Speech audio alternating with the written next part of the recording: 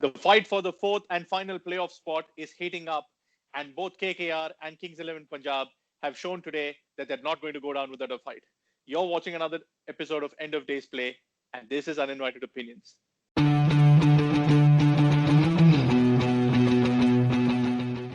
Nags, let's talk about the first of the two games today between the Kolkata Knight Riders and the Delhi Capitals. Contrary to what we expected, KKR showed that they have a lot of fight left in them, and they delivered a knockout punch to the Delhi Capitals today. Despite having a poor start, somehow they found the desire and the grit to get through the tough period and put a fantastic and commanding total on board. Yeah, it's a funny game, this T20, and it gets spoken a lot in different circles, but of course, from a distance, it's very difficult to understand.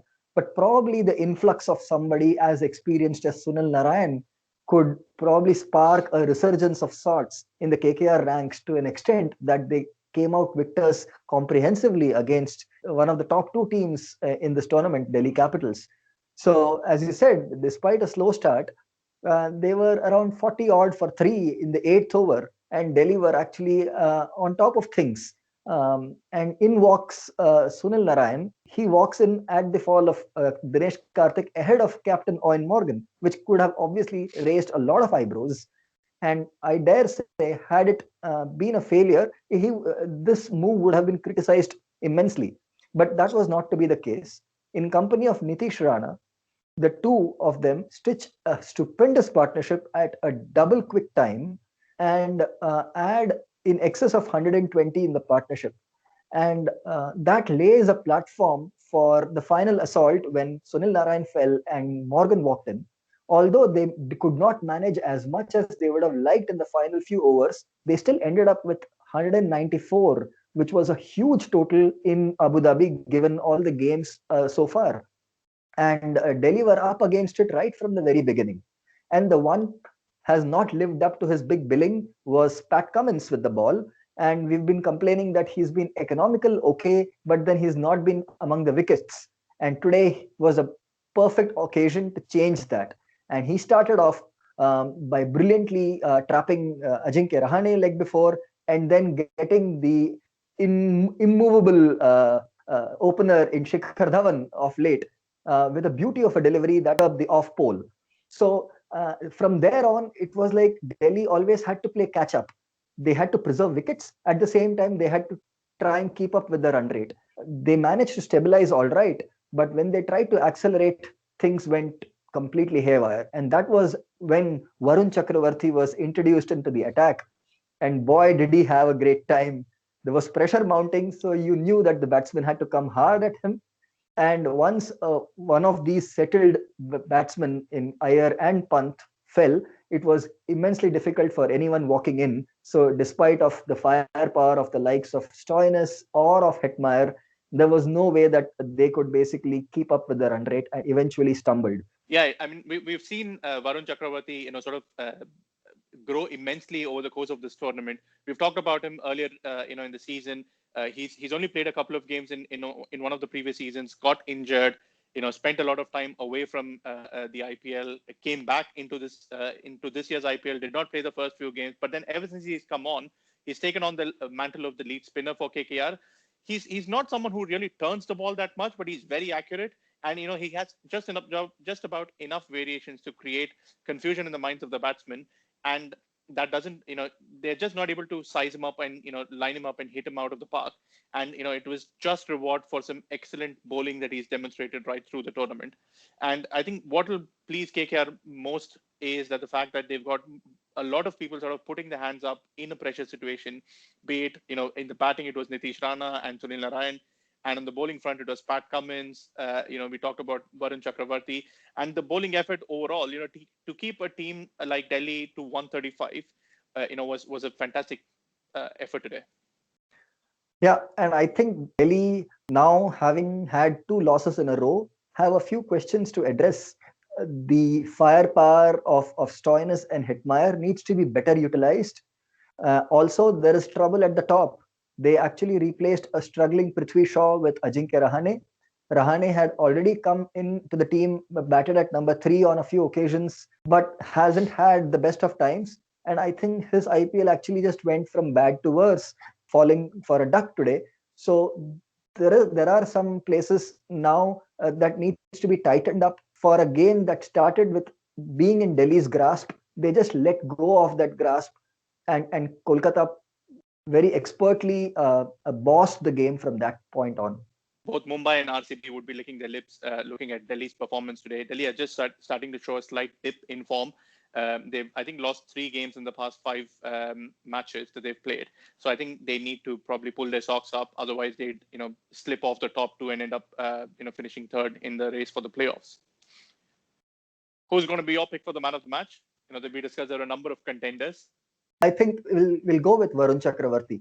For the stage at which he was introduced, he was up against it. There were two set batsmen in front of him who were sure to go after him, and he was brave enough to not necessarily toss them up. None of the balls he delivered was in the hitting arc, so the batsmen had to come hard by themselves and create a length that they could hit. But his line was also such that there was no room either outside off or down the leg side. So it was like coming straight at you at an uncomfortable length, and batsmen had to hoik you over the top, and they all ended up getting caught in the deep.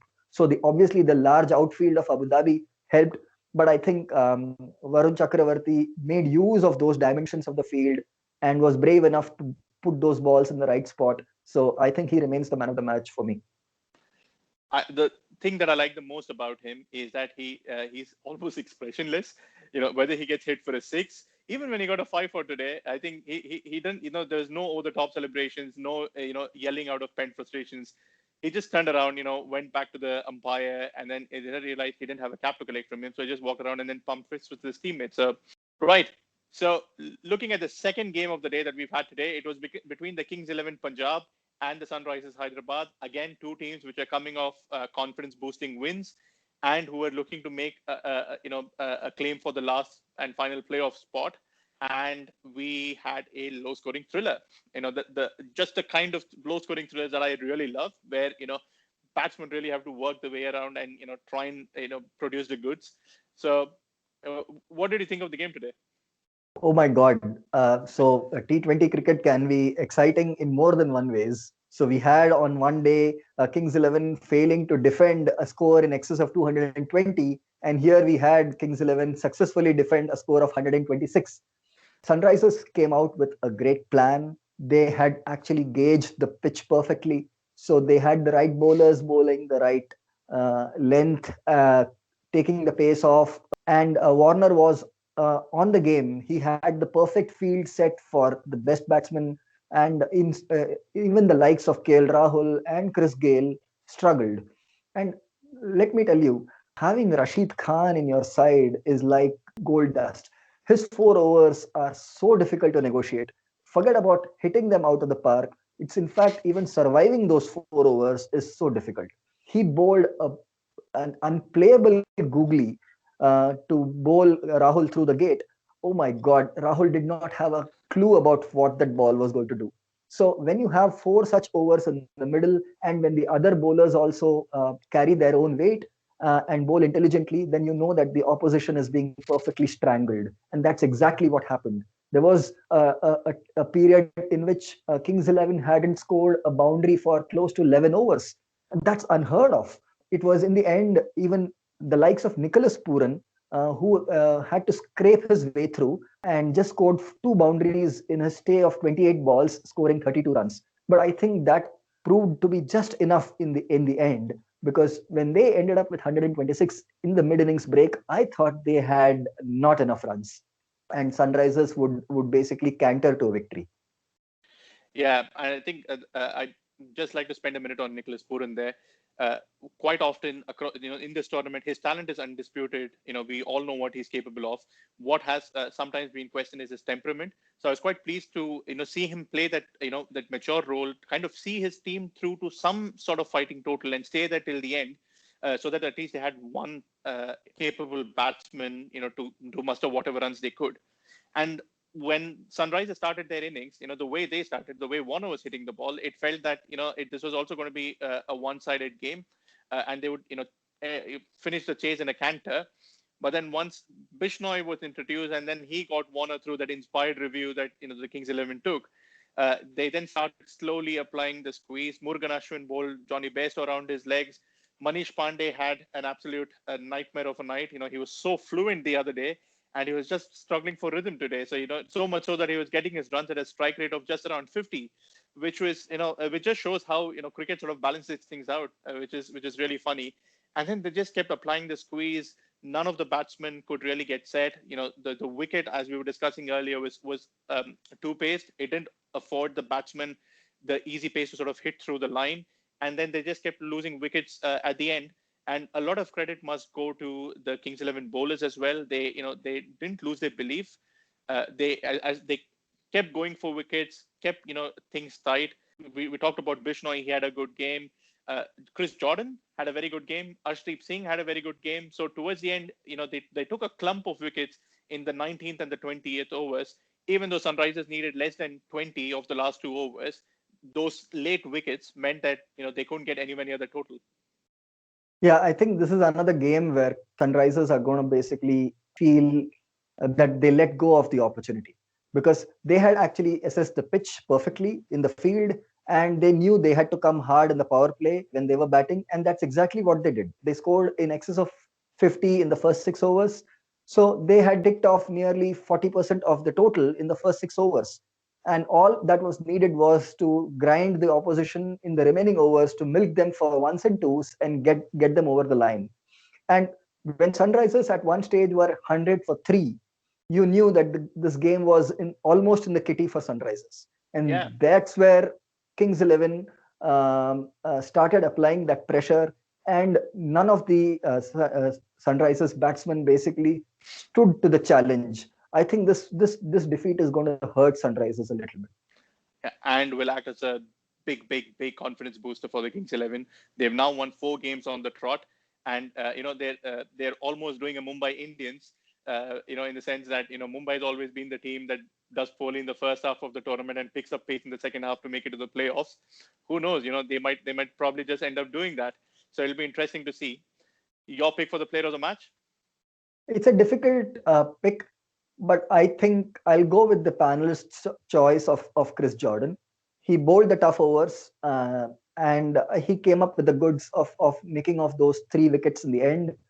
And that was an interesting phase where Sunrisers were basically losing wickets in clumps, but it was all not just because of poor batting, but also some very intelligent bowling and good field placement from Kings 11. So credit where it's due. Chris Jordan will be the man of the match for me. And for both Kings 11 and Chris Jordan's sake, I hope they don't bench him next game. I hope they continue to play him. Looking at the games tomorrow, we've got another double header. So the first of those is between the Royal Challengers Bangalore and the Chennai Super Kings. Your pick? RCB. I don't think anybody is going to be surprised with that. I'm just hoping that Chennai lift themselves up from the doldrums that they find themselves in. But RCB would like to make the most of the situation on offer and try to basically earn some easy points. And the second game is between the Rajasthan Royals and the Mumbai Indians. And I think it would be safe to assume that Mumbai is probably going to come out victors in that one. We've discussed in the past, Rajasthan somehow just doesn't seem to have the game to persist for the 40 overs of the duration of the game. So they do well in patches, but I think that's not going to be enough against the juggernaut of a side that Mumbai is. Absolutely. So, let's just hope that we get 2 competitive games tomorrow and, we avoid any one-sided matches. That's a wrap on today's episode. Thank you so much for watching. If you like this video, please like and share it with your friends. Subscribe to our channel to keep more videos coming your way. And as always, we'll see you again tomorrow. Until then, stay safe and good night.